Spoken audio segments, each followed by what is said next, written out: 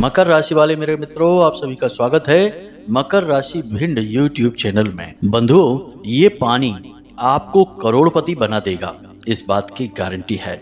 बस आपको क्या करना है कि इसमें इस एक पवित्र चीज को मिलाकर पी लेना है। आपके पास पैसा आएगा नहीं, बरसेगा, इस बात की हम गारंटी देते हैं, क्योंकि यह एक चीज माता लक्ष्मी की शुद्ध सकारात्मक ऊर्जा को खींचकर आपके जीवन में लेकर आएगी। और याद रखना कि जब स्वयं माता लक्ष्मी आपके घर में आ जाएंगी, निवास करने लगेंगी, तो फिर रुपए पैसे और धन दौलत तो अपने आप खिंची चली आएगी। बंधुओं, यकीन मानिए, यह एक चीज इतनी पवित्र, इतनी शक्तिशाली और गुप्त है कि इसके एक बार प्रयोग से ही आपके जीवन में परिवर्तन की शुरुआत हो जाएगी और कुछ ही दिनों में आपके देखते देखते ही आपके सामने से समस्याएं गायब होती चली जाएंगी। तो जयकारा बोलो माता रानी का, जगत माई महामाई माँ भद्रकाली की जय बोलो, माता रानी के सांचे दरबार की जय बोलो। बंधुओं,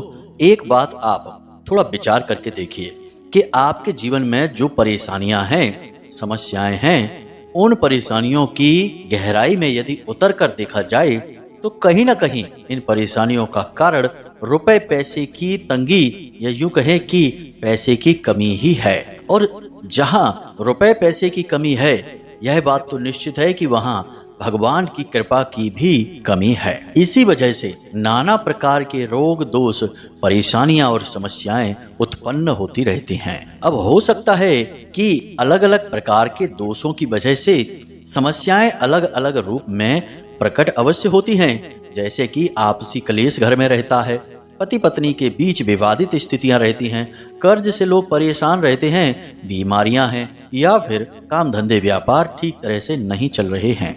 अब ये परेशानियां बेशक अलग अलग प्रकार की समझ में आती हैं, लेकिन इनका केंद्र भगवान की कृपा और आशीर्वाद है। अब जिस इंसान के ऊपर भगवान की कृपा और आशीर्वाद होता है, उस इंसान के जीवन में सुख और शांति तो आती ही है, लेकिन सबसे पहले भगवान उस इंसान के जीवन में माता लक्ष्मी को भेजते हैं।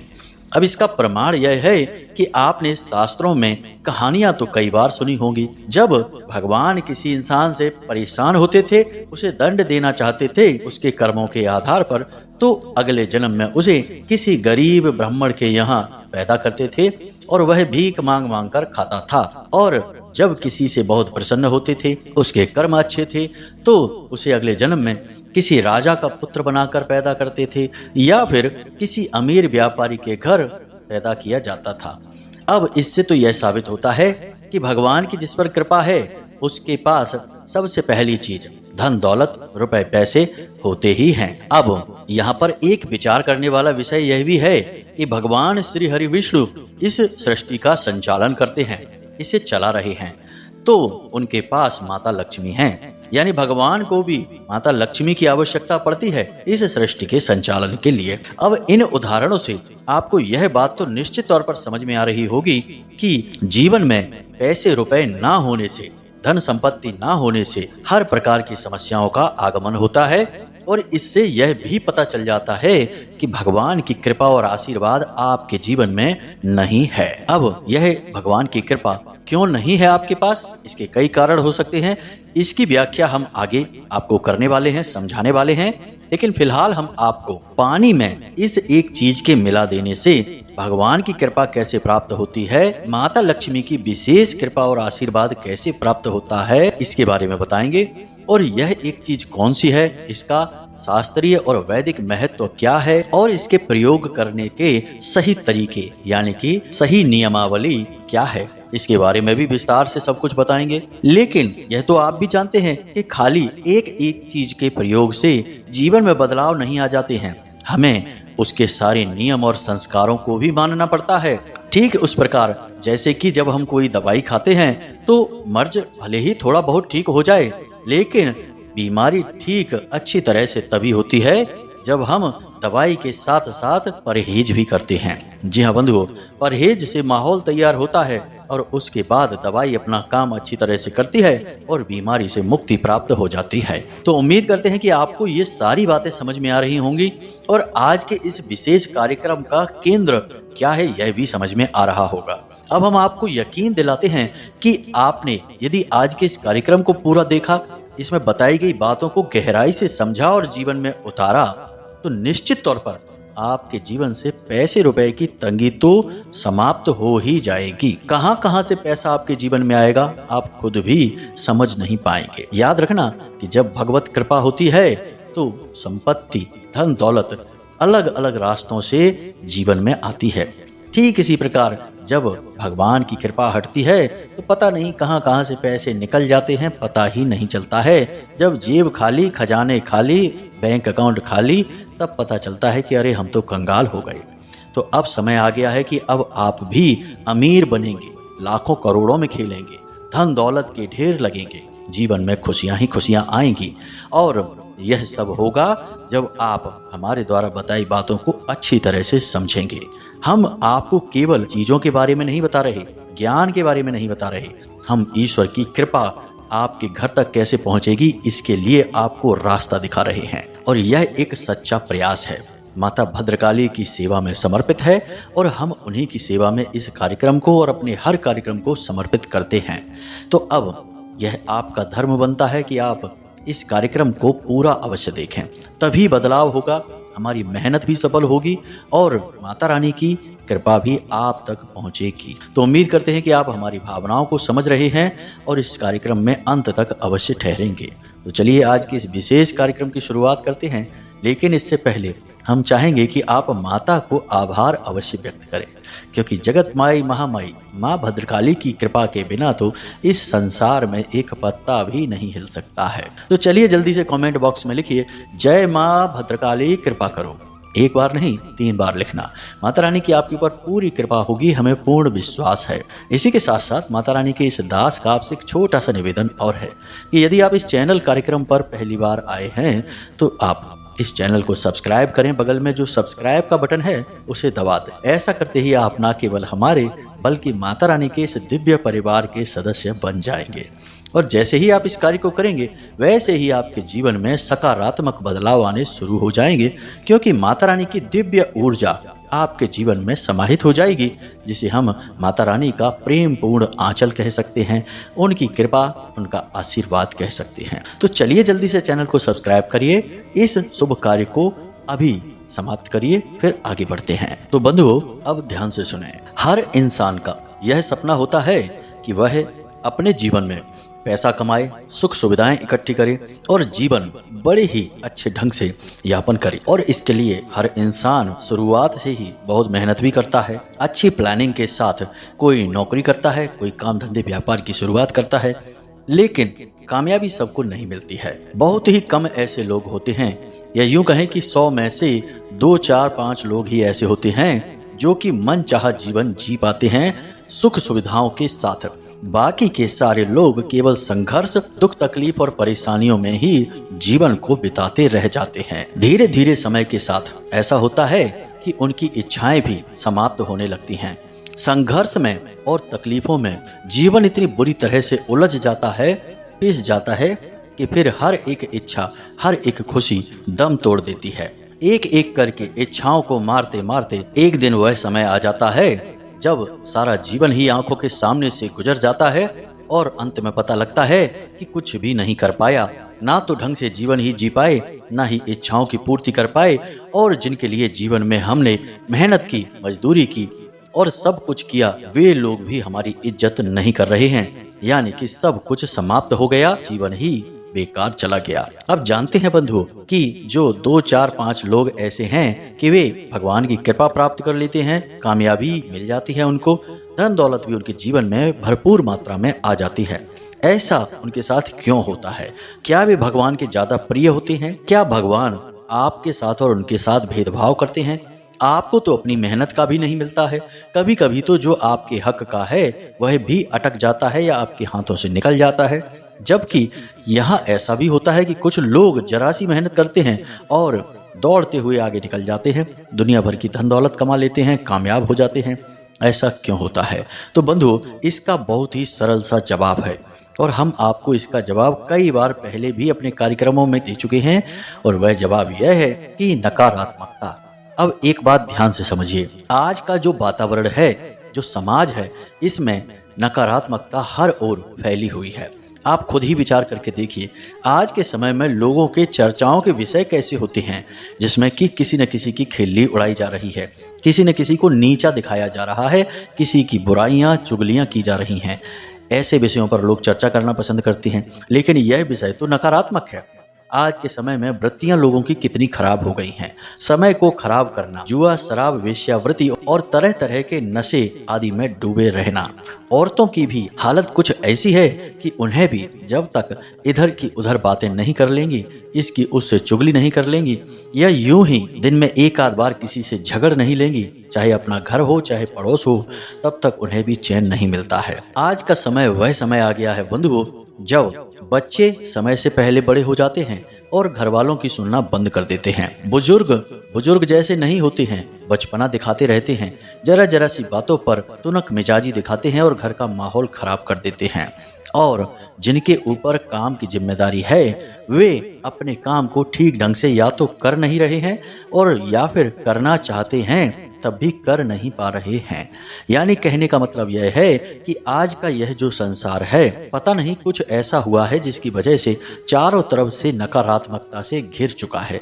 इसीलिए आप कभी कभी न्यूज चैनलों पर भी ऐसी ऐसी खबरें देख लेते होंगे जिन्हें देखकर यकीन ही नहीं होता कि कोई इस प्रकार के अपराध कैसे कर सकता है। अत्यंत बीभत्स, अत्यंत नीच स्तर के आज के समय में अपराध होने लगे हैं। यह सब नकारात्मकता की वजह से है। अब यहाँ इतनी नकारात्मकता है समाज में, इसी वजह से इतनी परेशानियां भी हैं। अब यहाँ पर जिनके पास पैसे रुपए धन दौलत नहीं है, वे तो सुखी हैं ही नहीं, उनको तो 50 तरीके की तकलीफों ने घेर रखा है। लेकिन जिन लोगों के पास धन दौलत रुपए पैसे हैं भी, वे भी बेचैनी में जी रहे हैं, सुकून से सो नहीं पा रहे हैं, खाना भी खा नहीं पा रहे हैं। 50 तरीके की तकलीफों ने उनको भी घेर रखा है, क्योंकि उनका पैसा भी शुद्ध तरीके से उनके पास नहीं आया है और वे भी इस नकारात्मक वातावरण से प्रभावित हो रहे हैं। तो कहने का मतलब यहाँ पर यह है बंधु कि आपको अपने आसपास, अपने घर का संपूर्ण वातावरण सकारात्मक बनाना होगा। यदि आप यह कार्य कर पाने में असफल रहते हैं तो आप चाहे कोई भी उपाय कर लीजिए, कितनी ही पूजा पाठ कर लीजिए, आपके पास ना तो कोई सुख सुविधा होगी, ना ही आपकी मेहनत का आपको फल मिलेगा, ना ही भगवान की कृपा और आशीर्वाद आपको प्राप्त हो पाएगा। जी हाँ बंधुओं, तो अब आप यह कार्य कैसे करेंगे? प्रश्न तो यही उठता है कि नकारात्मक ऊर्जा को भगाना है और सकारात्मक ऊर्जा को जीवन में लेकर आना है। तो अब आप यह कार्य कैसे करेंगे, इसे आप ध्यान से सुनिए, फिर हम आपको इस एक चीज के बारे में बताएंगे। बंधुओं, यदि हम पहले ही आपको इस एक चीज के बारे में बता दें और आप इसका प्रयोग कर भी लें, तब भी इस बात के कम ही गुंजाइश है कि यह आपके ऊपर ठीक से कार्य करेगी, क्योंकि वातावरण तो नकारात्मक ही है। आप सकारात्मकता की एक गोली खा भी लेंगे तो उससे क्या हो जाएगा, वह गोली भी अपना कार्य नहीं कर पाएगी। तो आपको वातावरण सुधारना है। अब वातावरण सुधारने के लिए हमारे शास्त्रों में 3 विधियां हैं, तीनों को अपनाना पड़ता है। पहली है नियम, दूसरा है संयम और तीसरा है संस्कार। यानी कि ये तीनों चीज हमारे जीवन में शामिल होनी ही चाहिए। अब जरा पुराने जमाने में विचार करके देखिए, लोग कैसे रहा करते थे। उनके घर में और जीवन में चाहे भले ही धन संपत्ति कम हो, जो कि अक्सर हुआ ही करती थी। जरा अपना बचपन याद करके देखिए, जिनकी उम्र ज्यादा है, 25-30 साल पुरानी उम्र को याद करके देखिए। जब आप बचपन में थे, उस समय 10-20 रुपए भी बहुत हुआ करते थे।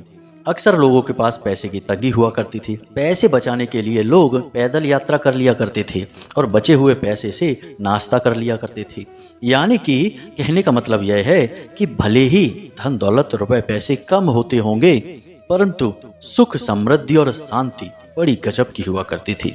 लोग चाहे खेतों में ही क्यों न सोएं, लेकिन नींद बड़ी अच्छी आती थी। जीवन चाहे भले ही कितना ही साधारण क्यों न हो, लेकिन शांति बहुत हुआ करती थी। तो कहने का मतलब यह है कि उस समय में चाहे कोई अमीर हो चाहे गरीब हो, सब एक जैसे थे, यानी कि सुखी, शांत और बेहद ही ऊर्जावान। जी हाँ बंधुओं, अब ऐसा क्यों होता था? पुराने जमाने के लोगों के अंदर ये 3 चीजें हमेशा गहराई से मानी जाती थी और उनके अंदर होती थी।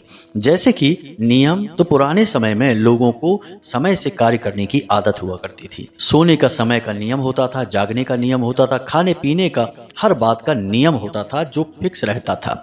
उसी प्रकार संयम, यानी अपनी इंद्रियों पर भी संयम हुआ करता था। जब जिस चीज का मन किया तब वो नहीं करना है, यानी कि नियंत्रण, सेल्फ कंट्रोल। उसके बाद संस्कार, और संस्कारों की तो हम बताएं ही क्या कि पुराने जमाने में कितने संस्कारी लोग हुआ करते थे। हर एक का सम्मान करना, बड़ों के सामने बड़ी ही सभ्यता के साथ बात करना, और बड़ों के अंदर भी संस्कार होते थे कि छोटे बच्चों के सामने क्या कहना है क्या नहीं कहना है। कोई गलत बात यदि कहनी है, किसी को कुछ अनाप शनाप ही कहना है और आसपास कोई बच्चे हैं तो उन्हें भगा दिया जाता था, बच्चों भागो यहाँ से। और जब बच्चे चले गए उसके बाद बात करनी है। तो बड़ों के भी संस्कार, छोटों के भी संस्कार। इसी वजह से शांति थी, सुकून था और वातावरण भी सकारात्मक था। एक इंसान को तकलीफ होती थी तो 10 हाथ आगे बढ़ते थे उसकी मदद करने के लिए। लेकिन आज आप विचार करके देखिए, सरेआम बीच बाजार भीड़ भरे इलाके में भी यदि किसी के साथ कोई नाइंसाफी कर रहा है तो लोग अपना मुंह घुमाकर चले जाएंगे, कोई किसी की मदद नहीं करेगा। यही तो है नकारात्मक वातावरण की भीषणता। अब आपको अपने जीवन में क्या करना है?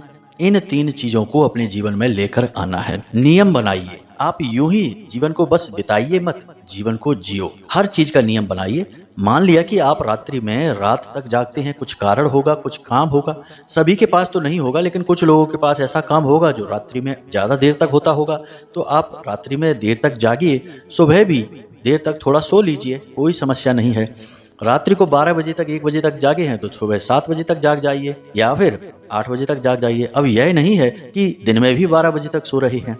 कोशिश आप यह करिए कि सूर्यास्त होने से पहले भोजन करिए, रात्रि को 9 या 10 बजे के बीच सोइए और सुबह 4 बजे जाग जाइए। यही सर्वोत्तम दिनचर्या है। इसी के अनुसार नियम का पालन होता है। अन्य चीजों के लिए भी अपने नियम बनाइए, जैसे कि समय से पूजा पाठ करना, समय से व्यायाम करना, समय से मंदिर जाना, समय से सभी कार्यों को व्यवस्थित करना, यानी हर एक कार्य को समय से करना। यही है नियम। उसके बाद संयम। संयम मतलब कि अपनी इंद्रियों पर नियंत्रण करने की कोशिश करिए। यूं ही कुछ मत खाइए, यूं ही किसी के साथ गप्पे मत हाँकिए, यूं ही किसी भी बात को मत कह दीजिए, यूं ही कुछ भी मत करने लगो। यह सब इंद्रियों के भोग हैं और इनसे आपके संस्कार क्षीण होते हैं, कमजोर होते हैं। तो अपने संस्कारों को मजबूत बनाने के लिए आपको अपनी इंद्रियों पर भी नियंत्रण बनाना पड़ेगा। जब आप अपनी इंद्रियों पर नियंत्रण बना लेंगे तो फिर अपने संस्कारों को याद करिए। हमारी हिंदुस्तानी परंपरा, हमारे रीति रिवाज, बड़ों के लिए सम्मान, छोटों के लिए प्रेम, पूजा पाठ, भगवान के लिए सम्मान, धर्म के लिए प्रेम, ईश्वर के लिए जिनकी हम पूजा करते हैं, भूल से भी उनके लिए ना तो कभी कुछ गलत सुने ना ही कुछ गलत बोलें। इन सब बातों को आप मानिए। आप यकीन करिए कि आप इस आचरण को करके देखिए, आप कुछ ही दिनों में अपने जीवन में परिवर्तन महसूस करने लगेंगे, क्योंकि सकारात्मक ऊर्जा की धारा फूट पड़ेगी आपके जीवन में। जी हाँ बंधुओं, ये केवल बातें नहीं हैं, ये जीवन को बदलने के महत्वपूर्ण कदम हैं। जी हाँ बंधुओं, यकीन मानिए, जीवन कोई खेल नहीं है, ये मजाक नहीं है। इसे गंभीरता से लेना चाहिए, क्योंकि एक बार यह हाथ से निकल गया तो दोबारा फिर नहीं मिलेगा। जो समय गुजर गया, हमने यूं ही बर्बाद कर दिया, वह वापस नहीं आएगा। अगर आ सकता तो दुनिया में लोग कितने हैं जो अपने समय को वापस मंगा लेते, पुनः जवान हो जाते। बूढ़ा कौन होना चाहता। बंधु, इन बातों की गंभीरता को अवश्य समझें। अब कुछ जरूरी कार्य हैं जिन्हें आपको नियमित तौर पर करना चाहिए, जैसे कि आपके घर के मुख्य दरवाजे पर सुबह और शाम जल का सिंचन अवश्य होना चाहिए और गाय के घी का एक दीपक अवश्य जलाया जाना चाहिए। दूसरा कार्य, आपके घर के जो ऊर्जा के क्षेत्र हैं, केंद्र हैं, उन पर ध्यान दें। जैसे कि घर का ब्रह्म स्थान हमेशा साफ सुथरा होना चाहिए, यानी घर के ठीक बीचों बीच का स्थान साफ सुथरा होना चाहिए और वहां पर माता तुलसी की स्थापना करनी चाहिए। अब यदि वह कोई कमरा पड़ जाता है तो कोई बात नहीं, तब भी उस कमरे को हो सकता है खाली रखें, आप जितना रख सकते हैं, और साफ सुथरा रखें। अपने घर का ईशान कोण यानी पूर्व और उत्तर दिशा के बीच की जो दिशा है उसे बिल्कुल साफ सुथरा रखें, खाली रखें और वहां पर एक बेलपत्र का पौधा स्थापित करें और शिवलिंग को वहां पर लाकर रखें। इसी प्रकार घर के वायव्य कोण में, यानी कि आपके घर की जो उत्तर दिशा है और पश्चिम दिशा है, इसके ठीक बीचों बीच में वायव्य कोण होता है। इस दिशा में आप धन का एक कटोरा रखें, कांच का एक कटोरा लें उसमें सिक्के भर दें ऊपर तक पूरे, और उसके बाद पूरा जल भर दें और सिक्के को उसमें डुबा दें। इस कटोरी को आप वहाँ रखें और हर 3 दिन में इस पानी को बदलते रहें। इस पानी को निकालकर अपने घर के दरवाजे पर सिंचित करें और नया पानी इसमें भर दें। इसे धन का कटोरा कहते हैं। इससे माता लक्ष्मी प्रसन्न होती हैं और पैसा चुंबक की तरह खिंचकर आपके जीवन में आएगा। इसी के साथ साथ बंधुओं, आप अपने घर के हर एक कोने में एक एक लौंग का जोड़ा रखें, यानी 4 कोनों में 4 जोड़े हो गए।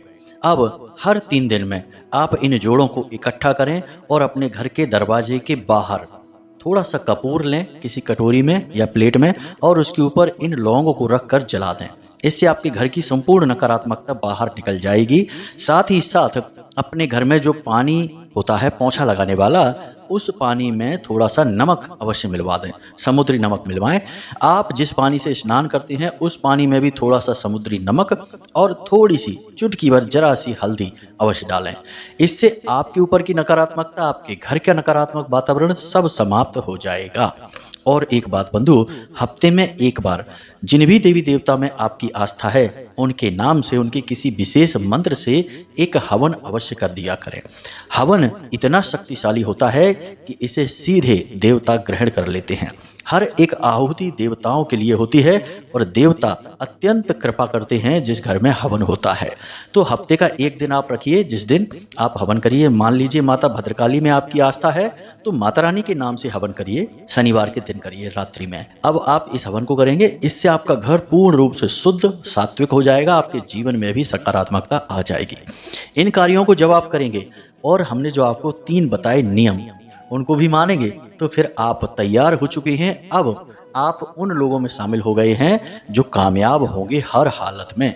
जिस काम को करेंगे उसमें सफलता मिलेगी, हर मेहनत का पूरा फल मिलेगा और दुनिया की कोई भी ताकत, बुरी से बुरी ताकत आपका बाल भी बांका नहीं कर पाएगी। अब हम आपको बताने जा रहे हैं उस एक चीज के बारे में जिसे आपको जल में पानी में मिलाकर पीना है। कैसे पीना है, कब पीना है, सारी बातें बताएंगे। और एक क्रिया है जिसे करना है, फिर आप उसके चमत्कार खुद महसूस करेंगे और हमें कमेंट करके अवश्य बताना कि आपको इसका क्या लाभ हुआ। तो बंधुओं अब ध्यान से सुनिए। बंधुओं, जब आप सुबह सोकर जागते हैं उस समय यह क्रिया आपको करनी है। सुबह के समय आप 1 लोटा, एक कोई बड़ा बर्तन पानी का, इतना पानी उसमें डालें जितना आप एक बार में पी सकते हैं। सुबह के समय तो लगभग सभी लोग अधिक से अधिक पानी पीते हैं। इससे शरीर भी शुद्ध होता है और बीमारियों का भी नाश होता है। तो अगर आप इस नियम को नहीं मानते हैं तो आज से चालू कर दीजिए कि आप जब सोकर जागे तो एक बड़ा बर्तन भर के पानी पूरा पिएंगे, खाली पेट, बिना कुल्ला किए, बिना कुछ भी किए, सीधे बस आप उस पानी को पिएंगे। अब आपको उसी पानी में इस चीज को मिलाना है। तो इसे ध्यान से सुनिए, क्या है यह चीज। इसके लिए आपको क्या करना है कि एक दिन पहले रात्रि में अपने पूजा घर में जाना है स्नान आदि करने के बाद, और माता लक्ष्मी या भगवान श्री हरि विष्णु की जो साथ में उनकी फोटो है या अलग फोटो है, उस फोटो के नीचे आपको तुलसी की एक पत्ती रखनी है और उस पत्ती पर आपको थोड़ी सी केसर या फिर हल्दी लगा देनी है। अब यह क्रिया आप कैसे करेंगे इसे आप ध्यान से सुनिए। स्नान आदि करने के बाद आप अपने पूजा घर में तुलसी माता से एक पत्ती लेकर गए हैं। याद रखना कि तुलसी माता से पत्ती आपको सूर्यास्त के बाद नहीं तोड़नी है, सूर्यास्त से पहले तोड़नी है। और पत्ती हम यूं ही नहीं ले सकते, इसका भी संस्कार है। तो माता को एक सिक्का अर्पित करेंगे, चाहे वह 2 रुपए, 5 रुपए, 10 रुपए, चलने वाला सिक्का होना चाहिए, खोटा नहीं। तो आप माता को एक सिक्का अर्पित करेंगे और उनसे निवेदन करेंगे कि माता रानी, हम इस कार्य के लिए आपसे एक पत्ती लेना चाहते हैं और हम चाहते हैं कि आप अपनी कृपा इस पत्ती के साथ हमें दें और हमारा कार्य सिद्ध होने में हमारी मदद करें। आपको यह कहकर माता रानी से एक स्वस्थ पत्ती लेनी है। पत्ती टूटी फटी ना हो, दाग ना हो, बड़ी हो और साफ सुथरी हो, ऐसी पत्ती आपको ले लेनी है। और अब आपको क्या करना है कि इस पत्ती को ले जाकर अपने पूजा घर में माता लक्ष्मी और भगवान श्री हरि विष्णु के चरणों में रख देनी है। और इस पत्ती में आपको थोड़ी सी हल्दी लगा देनी है, हल्का सा गंगा जल इसके ऊपर छिड़क देना है और उसके बाद गाय के घी का दीपक माता रानी के सामने जलाना है। और माता रानी के सामने खड़े होकर ही आपको माता रानी के इस दिव्य मंत्र का 11 बार उच्चारण करना है। मंत्र आपको मोबाइल की स्क्रीन पर भी दिखाई देगा, जरा इसे ध्यान से सुने। मंत्र लंबा अवश्य है लेकिन बेहद ही प्रभावशाली और शक्तिशाली है, तो ध्यान से सुने। ओम श्रीम ह्रीम श्रीम कमले कमलालये प्रसीद प्रसीद श्रीम ह्रीम श्रीम ओम महालक्ष्मी नमः। मंत्र एक बार फिर से ध्यान से सुनिए। ओम श्रीम ह्लीं श्रीं कमले कमलालये प्रसीद प्रसीद श्रीं ह्रीं श्रीं ओम महालक्ष्मी नमः। इस मंत्र का आपको कम से कम 21 बार जाप करना है। अब गिनने की आवश्यकता नहीं है, बस यूं ही आप बोलते रहिए, अंदाजा लगा लीजिए। माला नहीं करनी है, बस मंत्रोच्चारण करना है। फिर जब मंत्रोच्चारण आपका पूरा हो जाए तो माता रानी से निवेदन करना है कि हे माता रानी, हम आपका स्वागत करते हैं अपने घर में, जीवन में, और हम चाहते हैं कि आप हमारे जीवन में आकर हमारी हर तकलीफ का हरण कर लें। भगवान की कृपा हमें प्राप्त करवाएं, हमारे जीवन में लेकर आएं। इस तरह से निवेदन करें और उसके बाद जब आपका मंत्र जाप हो जाए तो फिर आप उस पत्ती को उठाएं और उसके बाद उस पात्र में उस पत्ती को डाल दें रात्रि के समय ही, और उसे ढककर अपने सिरहाने रख लें जहां आप सो रहे हैं। और उसके बाद आप बेफिक्र होकर सो जाइए। जब सुबह आप सोकर जागेंगे तो उसी जल को आपको पी जाना है, पूरा पी जाना है। उस जल को बिल्कुल भी फेंकना नहीं है। और वह जो पत्ती आपने उसमें डाली है, उस पत्ती को भी आपको खा लेना है, चबा जाना है। इस प्रकार से आपकी यह क्रिया पूर्ण हो जाएगी। अब इस क्रिया का प्रभाव आपके ऊपर क्या रहेगा? पहले ही दिन जब आप इस क्रिया को करेंगे तुरंत आपकी मानसिकता बदल जाएगी, यानी कि माता लक्ष्मी की कृपा आपके जीवन में आएगी, भगवान की कृपा आपके जीवन में आएगी। और सबसे बड़ी बात कि माता तुलसी का जो प्रभाव है, जो शुद्ध सकारात्मक प्रभाव है, वह आपको तुरंत महसूस होगा। यानी जैसे ही आप इस पानी को पिएंगे, पानी पीते समय भाव मन में अवश्य रखें कि आप माता रानी की कृपा अपने अंदर ले रहे हैं, ग्रहण कर रहे हैं, कृपा आपके जीवन में आ रही है। जैसे ही आप इस पानी को पिएंगे तुरंत आपका सिर हल्का हो जाएगा, मानसिक शांति का आप एहसास करेंगे और आपको अपने आसपास का वातावरण अच्छा महसूस होने लगेगा, शरीर में हल्कापन महसूस होने लगेगा। किसी प्रकार का यदि आपके ऊपर तनाव है, दबाव है, तो आपको उसे सहने की शक्ति प्राप्त हो जाएगी। अब हो सकता है पहले दिन ऐसा ना लगे, लेकिन दूसरे तीसरे दिन से ही आपको ऐसा लगना शुरू हो जाएगा। पूरे भाव के साथ इस क्रिया को करें। क्रिया सरल अवश्य है, लेकिन बेहद ही शक्तिशाली है और प्राचीन है। पुराने जमाने में इसे बहुत किया करते थे लोग। यहाँ तक कि इस क्रिया का प्रयोग तो जल के पात्रों में भी किया जाता था। यानी जिस पात्र से पूरा घर पानी पीता है, उस घड़े में, उस पात्र में तुलसी की पत्ती को डाल दिया जाता था, हल्दी या केसर लगाकर। फिर इसका प्रभाव पूरे घर के लोगों पर रहता था। जहां सुमति तहां संपत्ति नाना। जब आपकी मति ही सु हो जाएगी, यानी अच्छी हो जाएगी, तो संपत्ति तो आ ही जाएगी। तो यह हमने प्रयोग आपको बताया। पूरा जीवन को व्यवस्थित करने का तरीका आपको शास्त्रों की विधि के अनुसार बताया, प्रमाणों के साथ। अब यदि कोई प्रश्न आपके मन में उठता है तो आप बेफिक्र होकर कमेंट करके पूछें या फिर डिस्क्रिप्शन में दिए गए व्हाट्सएप नंबर पर मैसेज करके पूछें। इसी के साथ साथ आज के इस वीडियो को विराम देते हैं। हमेशा हंसते रहिए, मुस्कुराते रहिए, सकारात्मक रहिए। दिन में एक बार मंदिर अवश्य जाइए, भगवान के दरबार में अर्जी अवश्य लगाइए, क्योंकि आपका उद्धार वहीं से होना है। मिलते हैं अगले ज्ञानवर्धक कार्यक्रम में, तब तक के लिए धन्यवाद। जय माई की, जय मां भद्रकाली। माता रानी आपका कल्याण करें।